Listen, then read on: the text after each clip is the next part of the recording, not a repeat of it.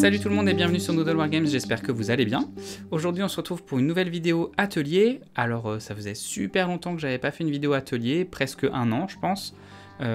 Donc si jamais vous n'êtes pas familier du concept, c'est juste simplement moi qui vous présente ce que j'ai fait dans le hobby ces dernières semaines ou ces derniers mois. En termes de peinture, de création de décors, un petit peu tout ce qui concerne mon atelier.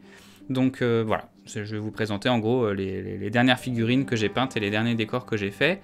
Vous allez voir qu'aujourd'hui ça va traiter plein de périodes différentes de l'histoire, donc on va s'éloigner parfois un petit peu du haut Moyen-Âge que j'ai l'habitude de traiter sur la chaîne, et puis je vais vous présenter ça voilà, dans une petite vidéo, donc c'est parti. Comme d'habitude, n'oubliez pas de liker, commenter et partager cette vidéo si elle vous a plu. Je le répète, enfin je le dis jamais dans mes vidéos, en fait j'oublie à chaque fois. En fait c'est vachement important parce que en ce moment YouTube pousse pas trop les petites chaînes en termes de visibilité, donc j'ai besoin de votre soutien absolument, donc n'hésitez pas, bombardez les likes, bombardez les commentaires, allez-y, faites-vous plaisir, et puis voilà, moi ça fera du référencement pour YouTube, ça me montrera un petit peu dans l'algorithme, et puis ça me permettra d'être un petit peu plus visible dans le YouTube game français du hobby de la figurine. Voilà. Allez, c'est parti pour la vidéo. Donc la première armée que je vais vous présenter, les premières figurines que je vais vous présenter, ce sont des figurines d'Allemands. Des Allemands pour Bolt Action, puisque j'ai une armée allemande à Bolt Action, et dernièrement j'ai peint pas mal de véhicules. Donc je vous en présente ici quelques-uns. Il y a le Stug. Le Stug, ici, qui est un tank anti-tank, finalement. Son but, c'est vraiment d'essayer de détruire les chars adverses. Tout est peint au pinceau, parce que j'ai que ça comme matériel à la maison. Et j'ai fait un petit peu, comment dire, de weathering dessus, d'impact et tout ça. Et j'ai essayé de faire en sorte que la peinture soit légèrement passée par le soleil. Donc voilà ce que ça donne. Et évidemment, j'ai ajouté les petits buissons là, ici de chez Green Stuff World. Ils sont vraiment trop cool ces petits buissons. Ce qui fait que, on a l'impression qu'il est un peu camouflé. Et c'est très bien parce que le théâtre d'opération sur lequel je me focalise, c'est la Normandie. Alors je suis pas sûr que ce Stug particulier ait été en Normandie. Il est peut-être plus tardif ou il est peut-être arrivé plus tard, je sais pas trop. Mais bon, je l'avais dans ma boîte, donc je vais l'utiliser. C'est de la marque Warlord Games et c'est le fabricant Italeri qui fait les maquettes pour Warlord. C'est légèrement plus petit que l'échelle des figurines, que l'échelle des fantassins. Mais sur le champ de bataille, c'est pratique d'avoir des tanks un tout petit peu réduits comme ça. Donc voilà pour le Stug. Et puis j'ai aussi un Panzer IV. Voilà. Ici. Tchouk. Donc le Panzer IV, je lui ai mis un blindage supplémentaire.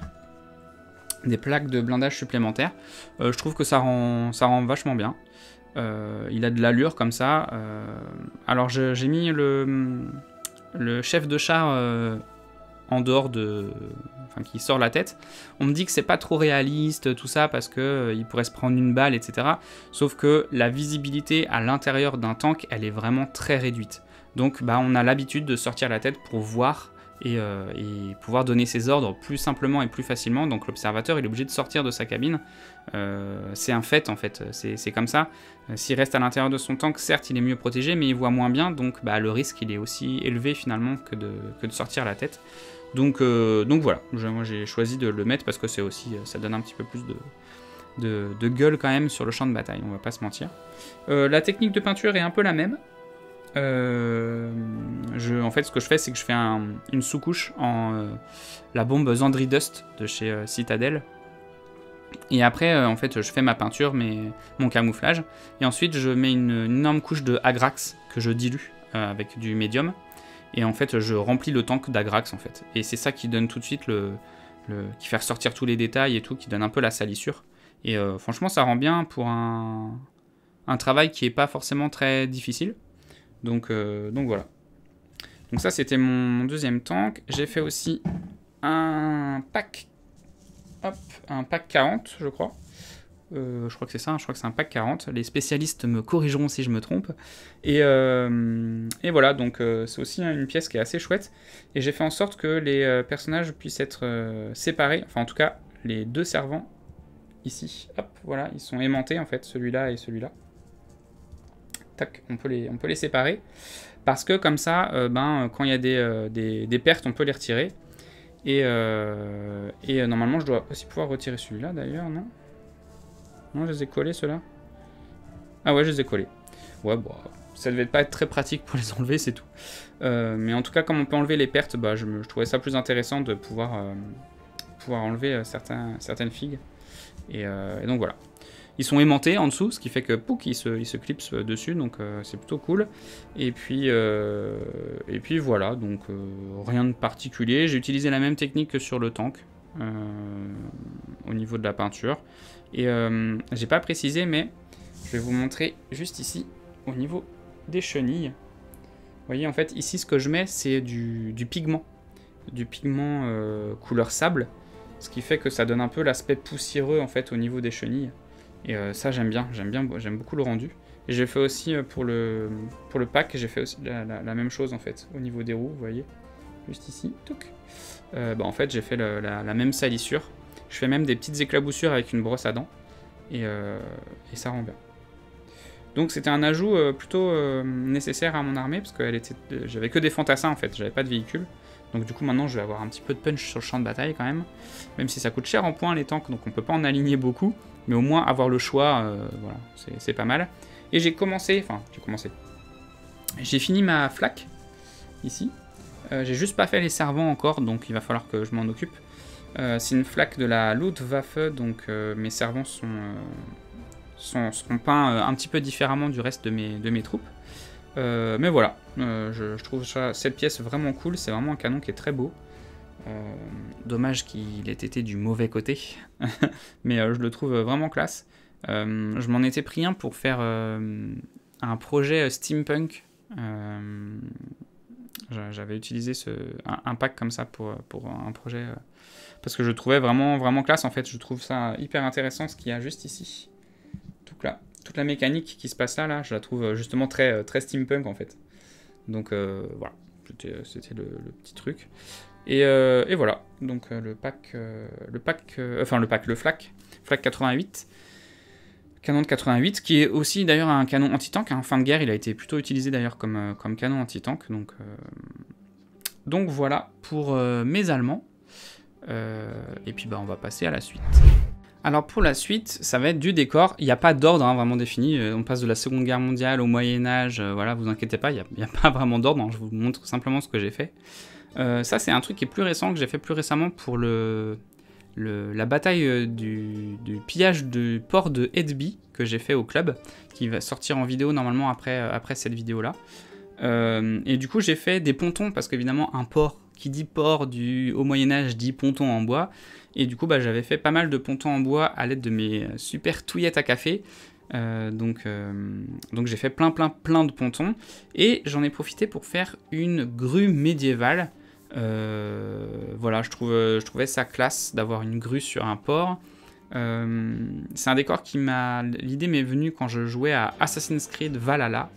Donc je sais, pas taper, c'est pas histo vraiment, mais il y a des trucs vraiment très bien, dont la grue médiévale, qui est vraiment une grue qui a existé. Probablement plutôt à l'Antiquité, mais elle a été réutilisée aussi pendant le Moyen-Âge, donc c'est pas vraiment très grave. Alors là, vous la voyez pas en entier parce que l'angle de caméra fait que c'est pas possible. Je vais essayer de vous la présenter quand même. En fait, elle se présente en deux morceaux. J'ai fait le cordage en tige de fer pour que ça soit très rigide. Donc ça, c'est la partie matériel suspendu à la grue. Et puis, le reste, hop, là voilà. Donc on a en fait tout en touillette à café et en bâtonnet de, vous savez, les bâtonnets qu'on peut acheter par lot, bâtonnets carrés pour les barbes à papa. Mais en fait, on peut acheter des lots de ce genre de barre. Donc c'est en fait la barre carrée qui est ici, là. Et c'est vraiment hyper pratique pour faire des bardages en bois, des constructions en bois et tout, ça rend vraiment bien. Et puis le reste, c'est de la touillette à café ou du pic à brochette ici, pour le pied. Donc voilà, tout simplement. Et puis la roue, c'est en fait un tube en carton sur lequel je suis venu coller des petites touillettes à café. Donc voilà, rien de compliqué en soi. Je ferai un tuto là-dessus sur la chaîne YouTube pour que vous puissiez reproduire cette grue médiévale. Voilà, c'est un truc tout bête, mais ça rend vachement bien sur le champ de bataille. J'espère que vous pourrez l'admirer lors du prochain rapport de bataille. Je suis pas sûr que je l'ai filmé de près, parce qu'elle était vraiment sur le port, et l'action se situait juste après. Donc je sais pas si elle sera dans la vidéo, mais en tout cas voilà, c'est quelque chose, c'est un décor que j'ai fait, que je me suis bien amusé, et du coup bah, c'est bien que je vous la montre pas en entier, parce que comme ça je vous spoil pas la vidéo tuto que je vous ferai dessus plus tard. Et puis sinon bah, des pontons tout bêtes, des grandes plateformes, où j'ai mélangé différentes épaisseurs de touillettes à café, voilà, où j'ai rajouté les fameux ici, les fameuses tiges de barbe à papa pour faire les pontons. Voilà, des trucs tout bêtes. On peint ça, on fait un brossage à sec, et ben, ça marche très bien en fait. Donc j'en avais même pas assez d'ailleurs pour la partie, donc il faudra que j'en fasse d'autres. Et puis ça marche bien aussi parce que les villages du haut Moyen-Âge souvent étaient assez boueux, et finalement pour faire, notamment dans les ports ou dans les endroits marécageux, donc en fait pour faire des chemins praticables, et ben on utilisait en fait des planches de bois, tout simplement, qu'on mettait au sol, et on faisait un espèce de pavage de bois comme ça. Donc bah, ça pourrait aussi servir pour délimiter des rues en fait dans des villages et tout ça. Donc je vais m'en faire encore pas mal, ça coûte pas cher à faire, et puis on peut en faire plein, donc je vais pas me priver. Ensuite, on va parler Angleterre un petit peu, on va parler guerre d'indépendance américaine, on va parler pirates, puisque au club cette année j'ai le projet de faire des pirates en 28 mm pour faire de l'escarmouche pirate. Et du coup, je me suis dit que c'était cool, mais que ça serait encore mieux si on avait des pirates qui se battaient contre en fait, des réguliers. Donc, l'âge d'or de la piraterie, c'est plutôt le XVIIe siècle. Mais je trouvais plus classe d'avoir quelque chose qui ressemble plus à Pirates des Caraïbes, au niveau des tenues des Anglais. Donc là, on est plutôt sur la guerre d'indépendance américaine, les redcoats, les vestes rouges, les rouges. Voilà, ils sont franchement très cool, c'est du périminiature. Les figurines sont très chouettes, je les ai peints tous d'une traite, je les ai peints tous ensemble en fait en même temps. Donc à la fin c'est un peu pénible de faire autant de figurines en même temps, dans un même groupe de peinture, mais une fois qu'on a terminé, on a d'un coup toute une masse de figurines qui pop comme ça, et là j'ai largement assez pour faire de l'escarmouche pirate, franchement j'en ai largement assez. Maintenant il va falloir que je fasse des officiers, que je fasse des choses comme ça, mais là déjà j'ai largement de quoi jouer. Maintenant il va falloir que je m'attaque aussi plutôt du côté pirate. Donc pirate, j'en ai pas mal de chez Wargames Foundry qui sont en attente, et qui sont vraiment de très très belles figurines d'ailleurs, donc je vous conseille d'aller jeter un œil si jamais ça vous intéresse. Voilà. Également, si jamais vous avez une règle de jeu d'escarmouche pour la période pirate, je prends, parce que j'ai pas trouvé trop de règles de jeu là-dessus. Je sais qu'il y a quelques règles, je crois, chez Osprey qui ont l'air pas trop mal. Voilà, peut-être que j'adapterai pillage, sinon je sais pas trop, mais voilà, n'hésitez pas à me faire des recommandations là-dessus. Au niveau peinture, c'est tout bête, hein. J'ai fait une sous-couche blanche. Alors c'était pas un blanc pur, c'était un blanc cassé. Alors je sais plus, Raceborn ou un truc comme ça pour chez Citadel, je sais plus le nom exact. Et en fait, j'ai fait mes aplats de couleurs, et j'ai mis simplement de l'Agrax très dilué au médium. Et franchement, ça rend vraiment très bien. Du coup, là où les parties étaient vraiment plus blanches comme le pantalon, je suis revenu me mettre du blanc pur dessus en fait. Et voilà, le reste je l'ai laissé en blanc cassé, la bande de la cartouchière je l'ai laissé en blanc cassé. Et du coup ça rend vraiment très bien. Franchement, c'est des très belles figurines. Alors les poses sont un peu pas statiques, parce qu'en fait les figurines sont en mouvement, mais on a toutes les mêmes, quoi. Elles se répètent beaucoup. Donc peut-être qu'il faudrait mettre quelques figurines en métal de chez Perry pour avoir un petit peu plus de variété. Mais en vrai, voilà, c'est du consommable, c'est du soldat anglais qui va venir mourir contre des vaillants pirates, donc c'est pas très très grave. Voilà pour les redcoats. Hop.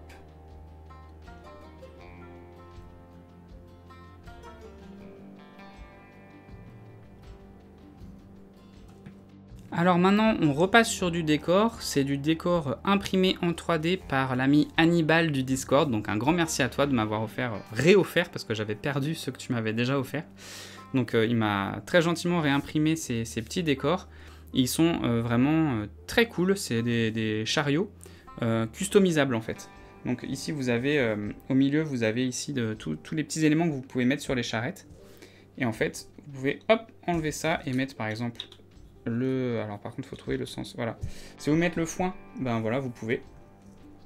En fait, tout simplement. Et vous pouvez enlever et puis mettre par exemple les petits bagages comme ça, les petits sacs. Et ça marche très très bien. Voilà, ça fonctionne super. Et puis vous pouvez même rien mettre du tout pour avoir une charrette vide. Donc pour pillage, c'est juste parfait. On peut mettre on peut le remplir pour pouvoir venir voler des trucs ou pour pouvoir faire des chariots francs pour les javelots ou n'importe quoi. Enfin bon bref, c'est vraiment du super décor. Ça casse les lignes de vue, ça met de la vie sur la table et tout. Donc faudrait se renseigner sur le Discord. Je sais que quelqu'un l'a demandé il n'y a pas très longtemps et je me souviens plus du nom du Kickstarter ou du truc dans lequel ces décors étaient proposés. Mais c'est vraiment de chouettes décors. J'ai essayé d'atténuer le côté impression filament en mettant un petit peu de PVA. Ça a légèrement atténué. On voit un petit peu les stries. Vous voyez ici, on voit un petit peu les stries. C'est pas méchant. Là, c'est parce que c'est une bâche, donc forcément, ça se voit un peu plus. Mais si on regarde sur du tonneau, sur du bois, franchement, ça se voit quasiment pas, quoi. Donc vraiment très cool. Même sur, d'ailleurs, j'étais assez surpris, même sur les petits sacs. Franchement, c'est pas très visible. Hein. On voit pas trop les stries, donc c'est vraiment très très cool. Donc ça, c'est du décor parfait pour pillage et pour le Moyen-Âge, même en final, ça c'est toutes les périodes finalement. Ça s'adapte à tout. La petite remarque que j'aurais à faire, c'est les petits trous qui sont tout petites en fait du chariot.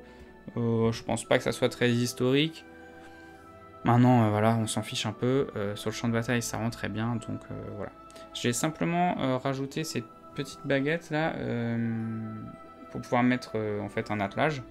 Et puis voilà. Au relais jeunesse, comme on dit, ça fonctionne très bien, en vrai. Donc voilà. N'hésitez pas à rejoindre le Discord pour vous renseigner sur la marque, parce que je ne l'ai plus là en tête, mais c'est des petits éléments vraiment très cool. On repasse sur de la Seconde Guerre mondiale, mais cette fois côté ricain, puisque j'ai quelques figurines de périminiature des Américains que je dois peindre, et j'ai commencé par peindre quelques Sherman, parce que voilà, c'est toujours cool d'avoir du tank sur la table de jeu en décor explosé avec de la fumée ou n'importe quoi. Donc du coup j'ai peint 2 Sherman. Alors je sais, les petits puristes vont me dire ouais mais le drapeau américain là c'est pas trop Normandie tout ça. C'est vrai, c'est pas grave, c'est joli, on s'en fiche, on n'est pas à ça près, on est là pour jouer donc on va pas aller chercher dans les petits détails. Mais c'est la même méthode que j'ai appliquée finalement sur ces Sherman que sur les tanks, les Panzer allemands. J'ai fait ma couche de base, j'ai fait mon brossage à sec et tout ça, mes lignes d'éraflure et tout dessus. Et puis après j'ai passé la grosse paste d'Agrax diluée dessus. Et puis j'ai fini en ajoutant mon couleur sable, mon pigment sur le bas de caisse. Donc voilà, on voit ici la couleur qui est très côté sable là, très pigmenté. Donc voilà, c'est 2 petits tanks que j'aime bien. Je sais pas si la couleur est véritablement celle-là. Je sais plus quelle couleur j'ai utilisé. C'était du Valero, mais je sais plus. Olive drabe, je pense, quelque chose comme ça. Apparemment, c'était plus sombre, visiblement, de ce que j'ai vu. J'en sais rien. C'est pas grave. C'est la représentation qu'on s'en fait, c'est cette couleur, donc c'est très bien. Donc voilà, côté US aussi, ce que j'ai fait ces derniers temps.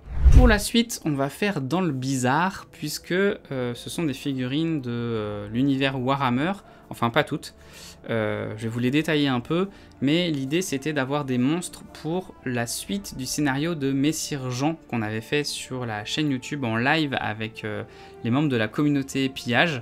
On avait fait un pillage fantastique et du coup il y avait des aventures de Messire Jean en 3 actes.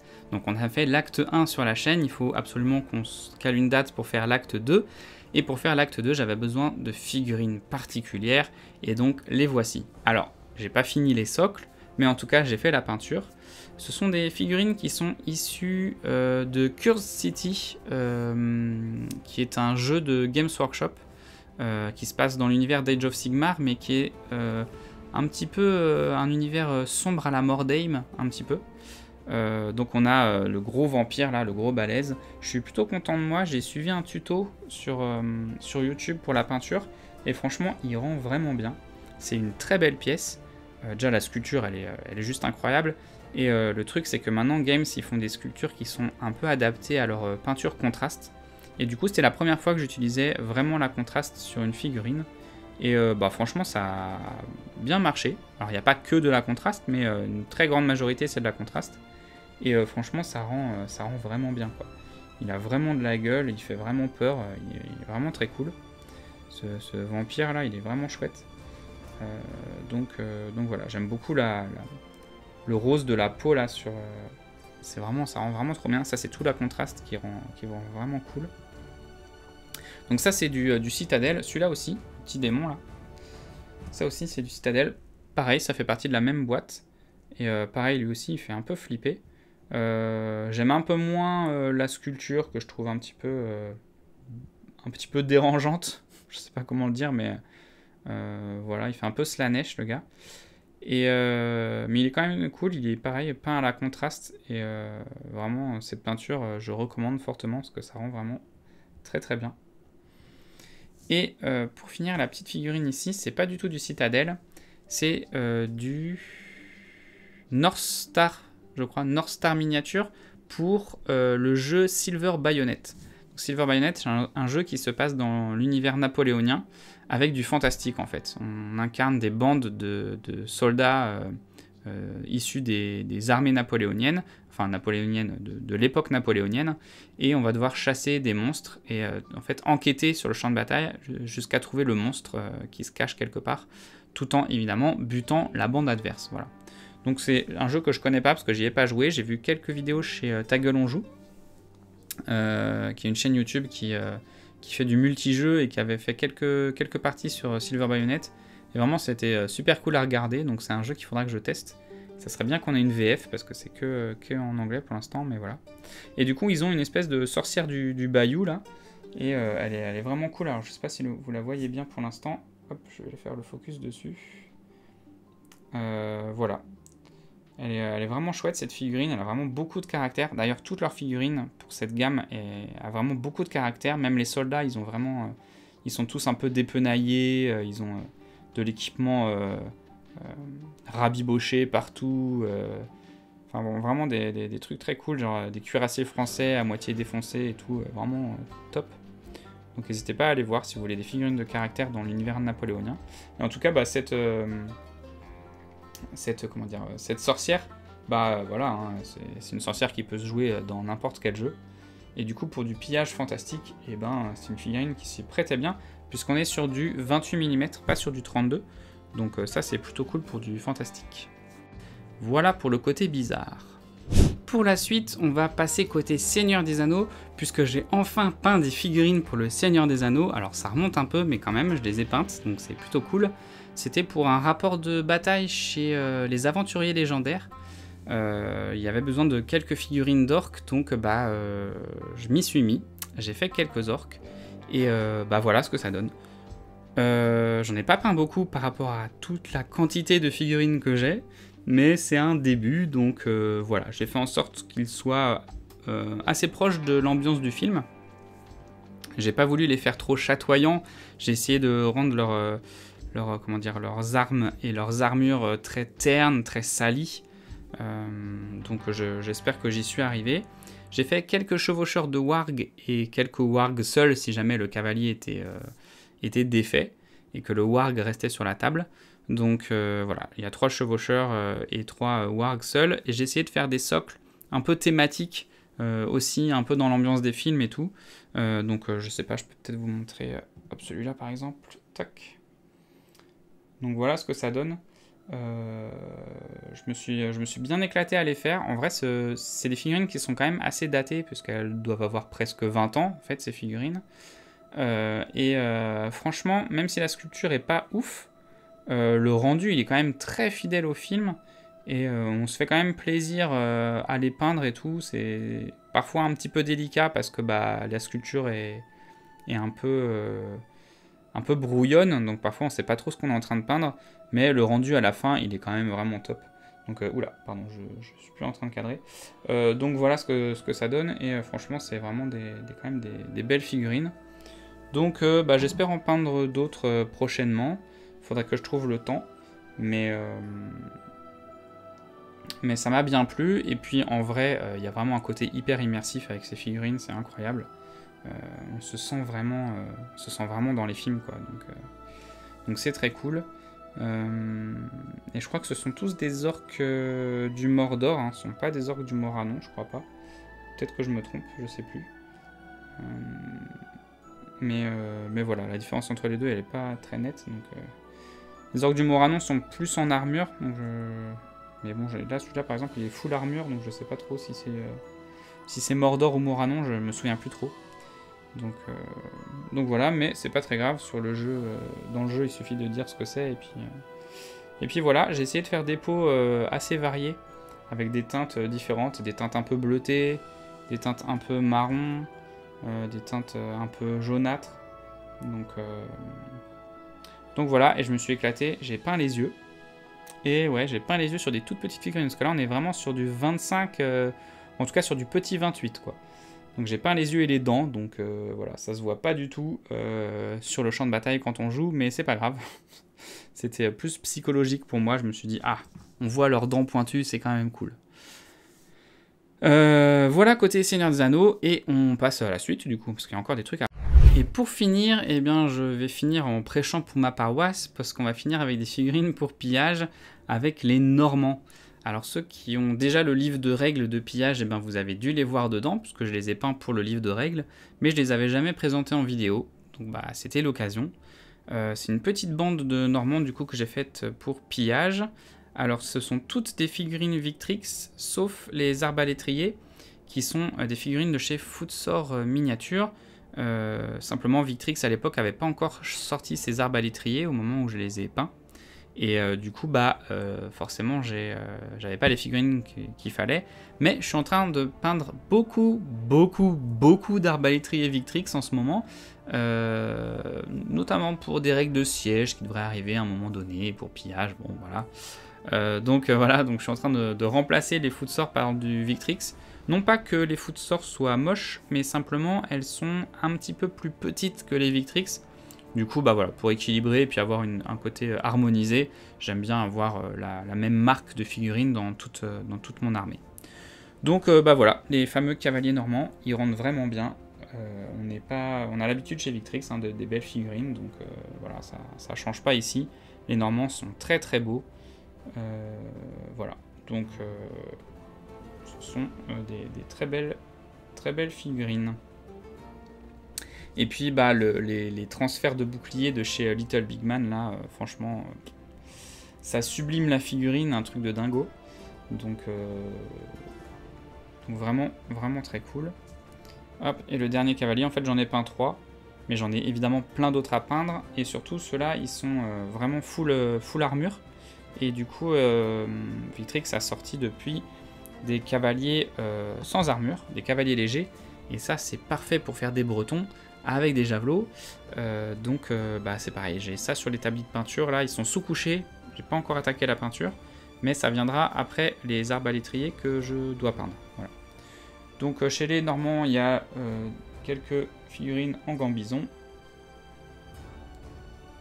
et puis évidemment full équipé, avec le beau bouclier goutte d'eau, là, il est magnifique ce bouclier. Donc voilà, et les fameux arbalétriers de chez Footsore, voilà à quoi ils ressemblent.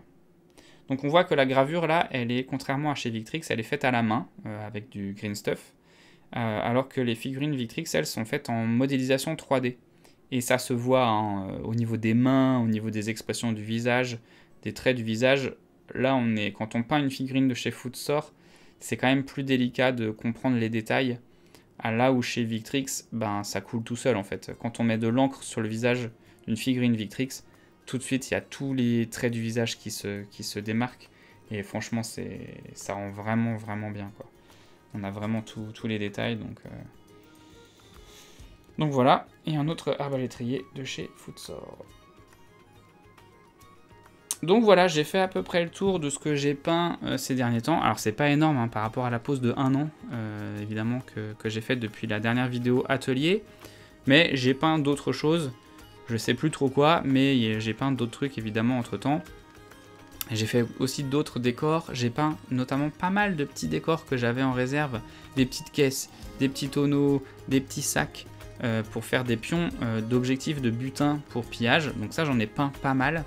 Voilà, j'ai dû faire aussi des décors, j'ai fait aussi quelques décors de maison, quelques décors d'appentis et puis quelques décors qui vont aussi servir pour faire des tutos décors sur la chaîne. Un puits, bref, des petites choses comme ça qui vont arriver.